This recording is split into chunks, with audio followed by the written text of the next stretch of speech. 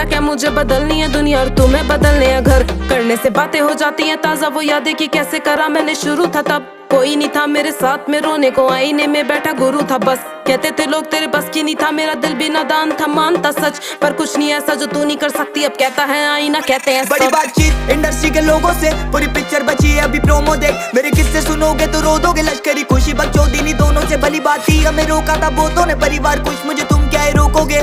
बिस्तर बना देंगे नोटों के अगर मेहनत को पैसों से तोलोगे। संगीत को सब किया समर्पित, लिखे दिल से गाने मेरे अमर गीत। बिगी पाक को सुन गया सफर बीत, मेरी बातें है रोनो मो कलर ग्रीट। मेरी माँ से पूछना मेरे बारे में, बाप से लड़ी वो बेटे को गाने दे साथ में खड़ी। मैं उसके सहारे से तो कैसे सोचा कि तूने हम मारेंगे।